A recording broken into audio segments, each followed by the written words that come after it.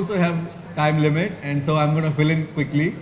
I'll be a disservice if I just considered sitting with a media personality, media veteran, da da da da da. Because Sam is an entrepreneur who gives hope to thousands of people every day. So Sam, I think that's what makes this talk special for me and for every one of us here.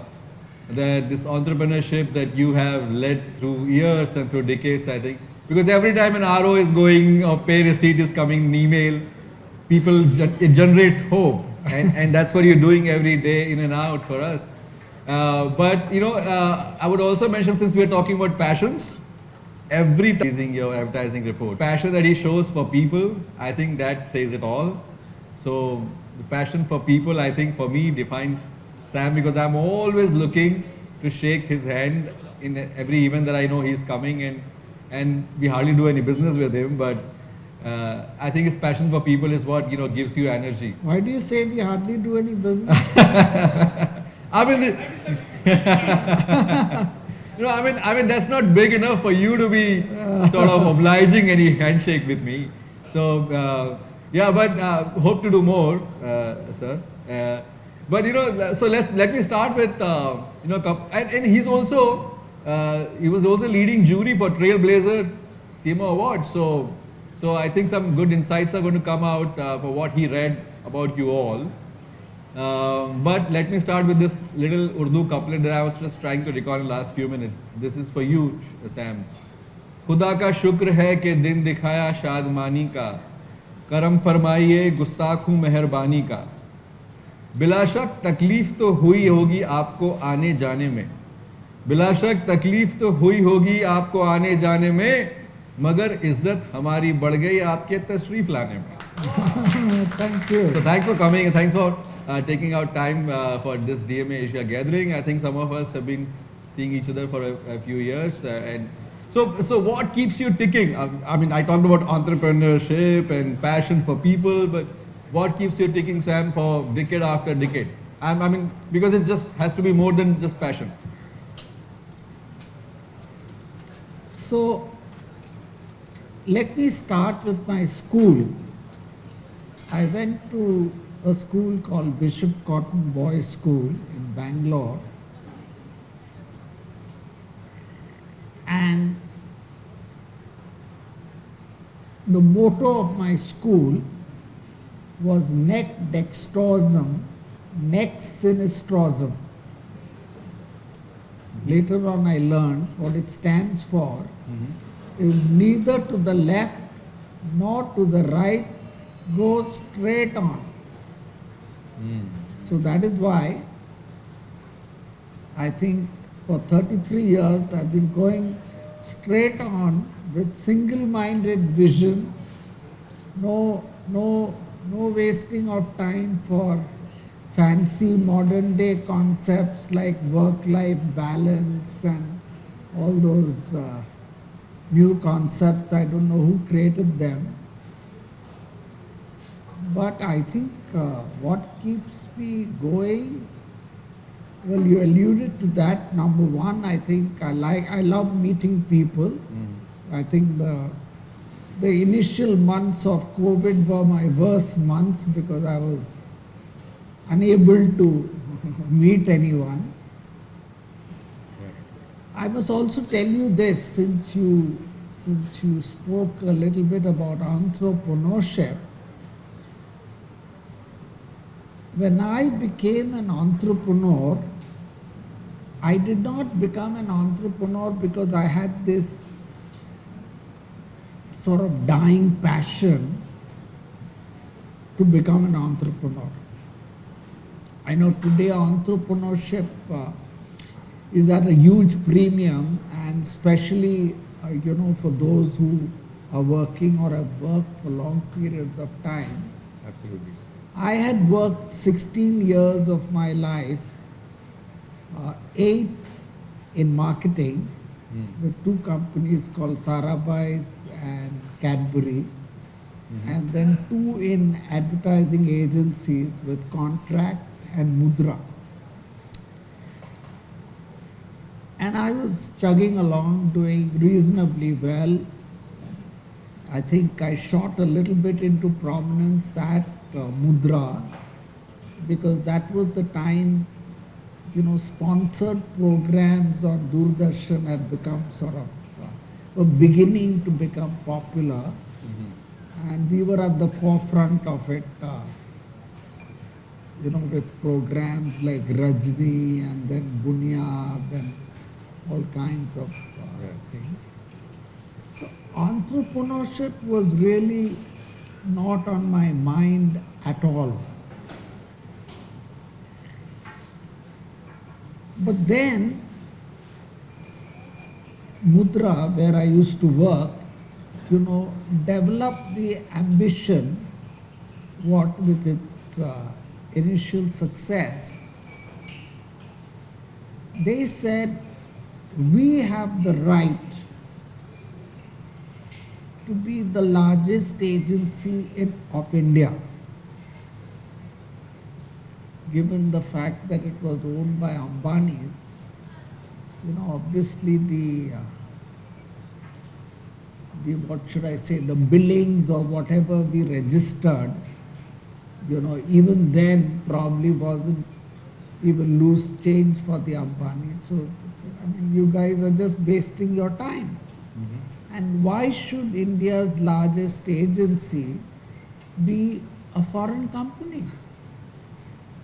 Advertising is a local business, and Mudra should be India's largest company. And, I thought to myself, at that time, I had taken a few days off because it was my two daughters' Navjot, the initiation ceremony. And I said, would I be happy, heading India's largest agency? And I came to the conclusion very quickly that no. Because I thought to myself that as the head of a large agency, you will be as far removed from advertising as probably Uday Kotak is today leading a bank. I'll just be managing men, material, resources, money and all of that. And I think in my stupidity, I thought that a good agency is a small agency with a few large clients. So with that in mind, and that I thought was the ultimate agency in my scheme of things at that time. Beautiful. Yeah, I think that's a lesson in business and lesson for any professional. So I must say I was terribly lucky, because at that time in Mudra we had two clients. We had many clients, but two of them, Godrej and Nelco, I approached them over 2 days, one evening. Both of them said, yes, we'll be delighted to give you business, why don't you start? So Madison started, that's how it started. I'll tell you another thing, having started Madison, for the first 5 years, I did not take on a third client. Now I don't know if you would call that stupidity. By today's standard, I think it definitely is stupidity, or whether it was sheer genius. But quite a few clients did approach us. Some wanted to just give us the business, some wanted to call us for a pitch. I said no. I think I was afraid of letting down my two clients who had placed so much faith in, just one person who I thought had nothing going for him, no money, no resources, no people. Why did they give me the huge businesses?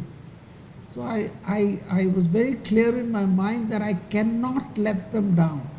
I just cannot let them down. So I said, that was your resolve. Yeah, let so me try and consolidate, let me make sure they are delighted, they are happy.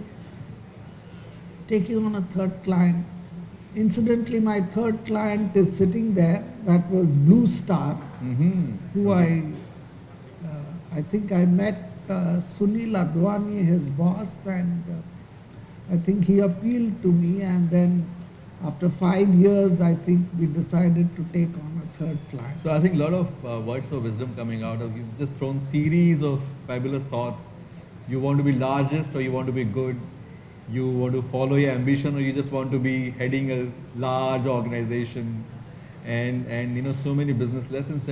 But also because you've seen so many generations, Sam, what really can bring passion and drive in teams, in people that you're leading or that you're working with? So I think as I grow older and as Madison becomes larger, I kind of do realize the sort of importance of having a shared vision, or more than a vision, I would say shared operating principles. So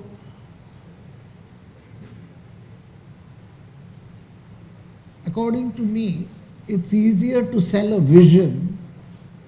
I don't know if I'm right, but that's what I feel. It's more difficult to get a buy-in to your operating principles. Because, a vision, to my mind, we have our vision written on walls of all Madison offices, and I'm sure most Madisonites would subscribe to that vision. Perhaps our vision is not very different. We want to be the best agency in the world at meeting our clients' requirements and making sure that they make profits, earn profits in a sustainable way, kind of thing, or words to that effect. But I think the operating principles to get to that are, I think, where a founder's vision comes in. And I find that over the years, and especially not just over the years, over the generations, those are kind of much more difficult to sort of follow and come. And also in the days of and adopt, big valuations. Especially in today's, where there is, I must say, there is a huge premium on growth. I don't know, everybody and his uncle wants to just grow. Why does he want to grow? He wants to grow just for the sake of growth. To my mind, that's not a wise thing to do. Maybe I'm old-fashioned, maybe, I think, and as somebody spoke about, who spoke about happiness or satisfaction, I don't know if growth alone can be the ultimate provider of happiness and satisfaction. Yeah, at the think, level yes, of of course, our hearts, we all know the answer. You do for that. need growth to sort of maintain yourself, to make investments, and to do all kinds of things. But that's what I think. Perfect. Growth or satisfaction? And the answer is very clear. So I don't know, this typical question about pandemic, how can I not ask you about that? Because we keep hearing and reading every day, this has changed us, this has changed marketing forever, this is, advertising will never be the same, brand safety, and so much is being talked about. What do you think has changed, or has it changed forever, or at the heart of it, humans and customers remain the same? No, I dare say that I think in the first 3 months, the first 2 months of the COVID, that is in April 2020, Yeah. I did think that a lot is going to change permanently. Uh, but standing today, I don't think too much will change. I mean, advertising is back with a bang. I think I've never seen a October month like the one I saw, which I've just passed. I think for the first time in Madison's 33 years, good luck to you guys. I think I saw channels telling us that please don't send us release orders, we can't service your inventory. I've never seen that in 33 years.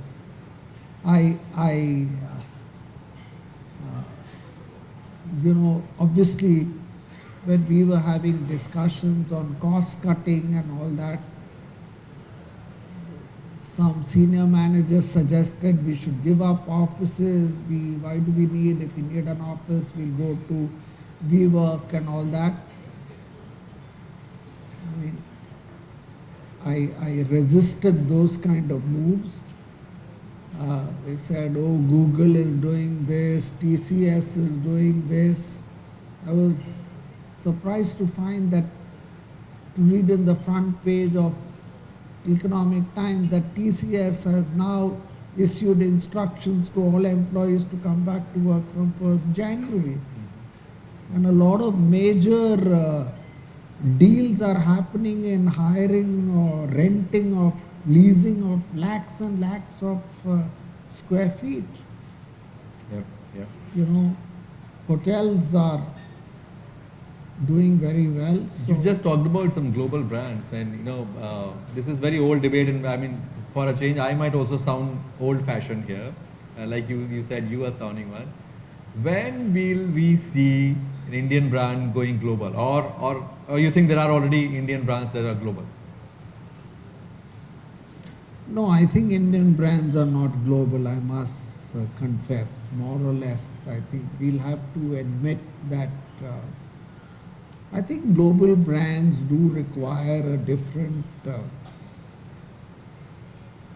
kind of mindset, different level of resources. And I would say by and large, I think we should not kid ourselves. We are not that far up the marketing curve to sort of develop quick ambitions of being a global brand. Also, I dare say, I think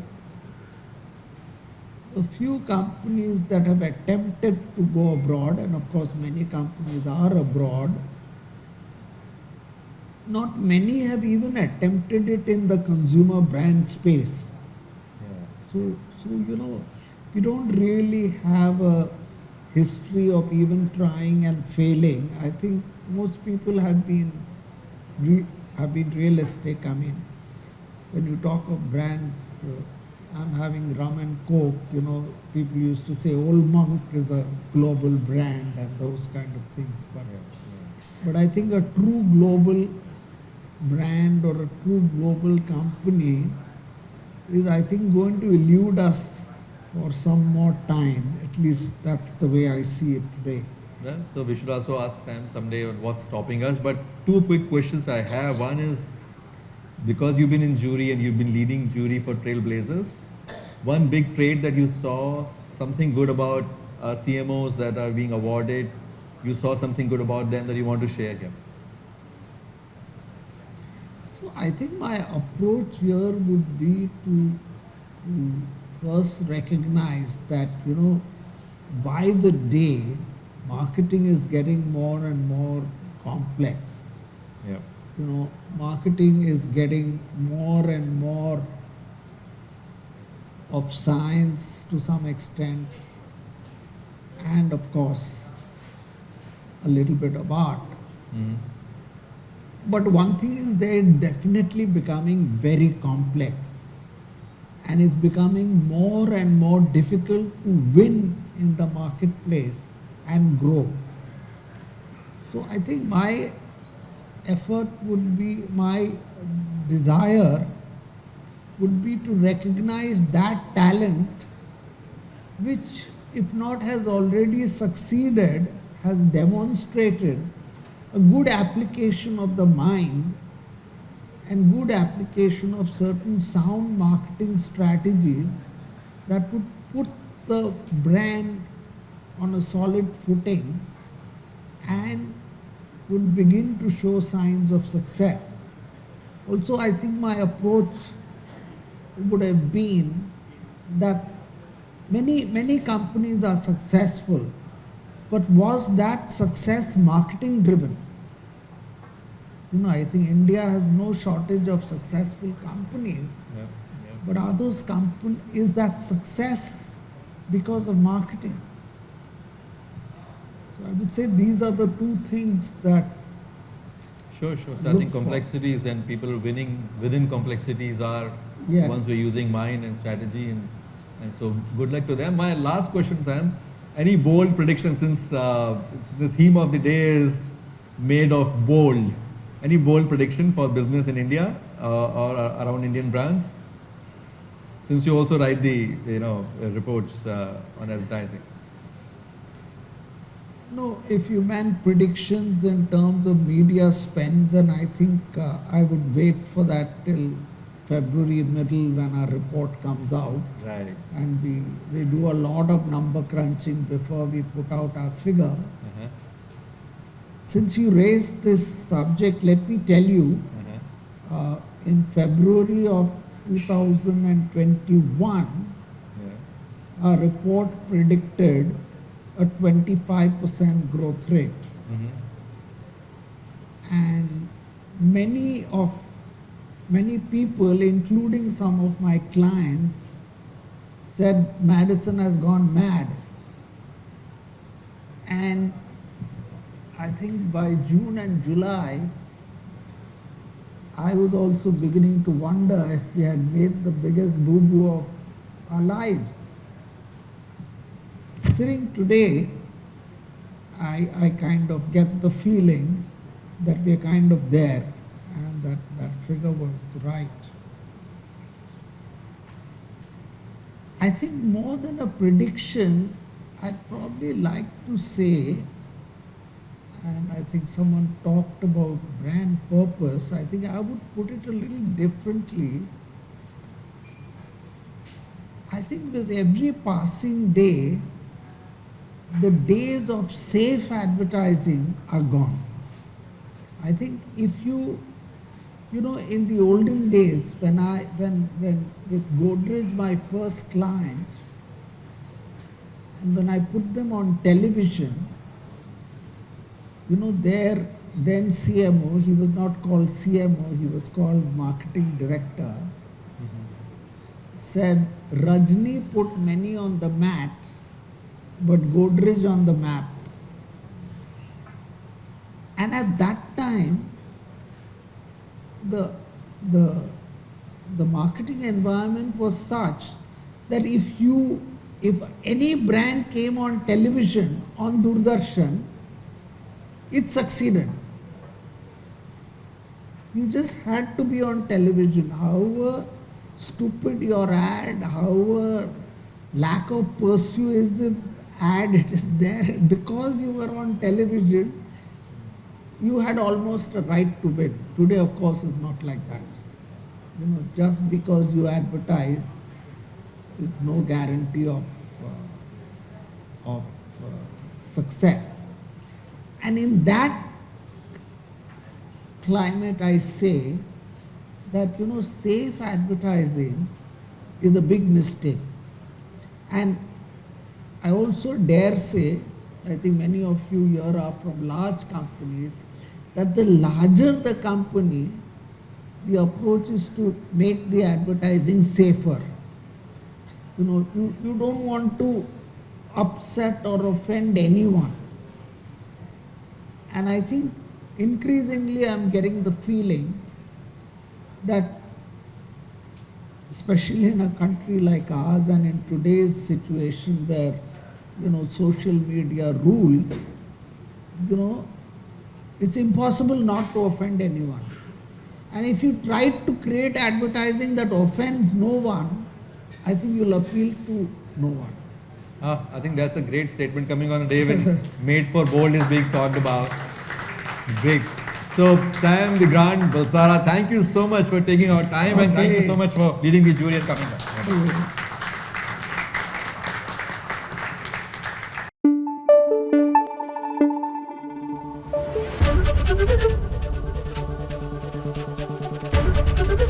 ABP news आपको रखे आगे।